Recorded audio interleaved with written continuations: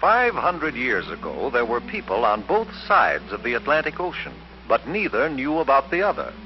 On the western side, our side, the people had reddish-brown skins and lived in huts or wigwams.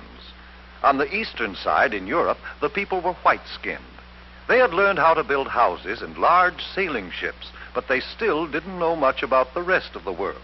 In fact, most of them believed the earth was flat. Then one day, a map maker named Cristofor Columbus had an idea. Do you know what? I think the world isn't flat at all. I think it's round like a ball. Did you hear what he said? Did you hear what he said? He said that the world is round. Oh, He's crazy. I think the world isn't flat at all. I think it's round like a ball. The world's as flat as the brim of your hat, and that is very plain. I know that I'm right. Oh, I know that I'm right when I say that the world is round. Oh, I'm right. I'm right. My thinking is sound, and I'll prove the world's round. It won't take very long. But it did take long, 7 long years, before Columbus could convince a king or a queen to let him try out his idea.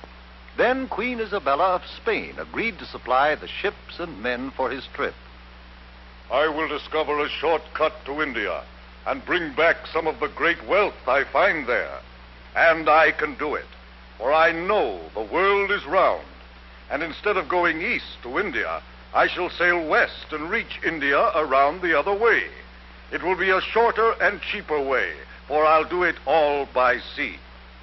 Queen Isabella provided Columbus with 3 ships, the Nina, the Pinta, and the Santa Maria. And on August 3rd, 1492, they set sail across the unknown Atlantic. High on the foaming tide, over the ocean, onward our ships will ride. Onward, my sailors. The ships sailed onward, but 2 long months after they started, there was still no sign of land ahead. Turn back, Columbus.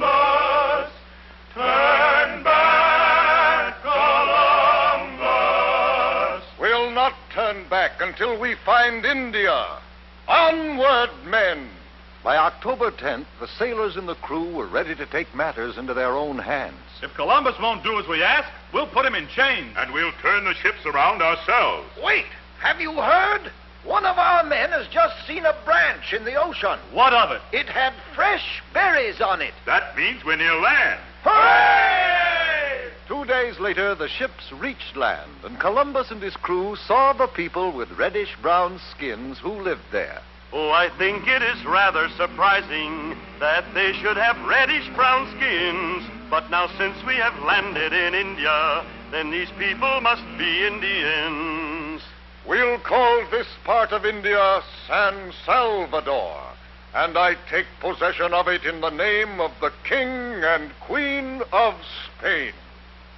The people Columbus called Indians were very friendly, and they gave Columbus and his men many gifts, but not the rich jewels and gold for which they had come. For Columbus really wasn't in India at all.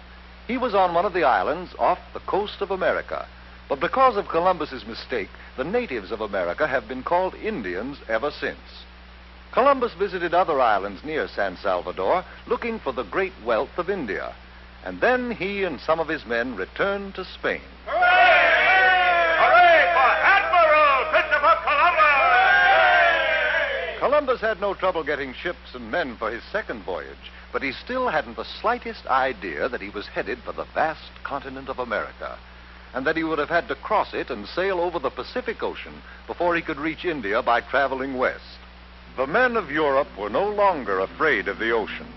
Columbus made 2 more voyages, and other explorers followed. But each year on October 12th, we celebrate Columbus Day, the anniversary of that day in 1492, when Columbus first sighted the land of the New World, America.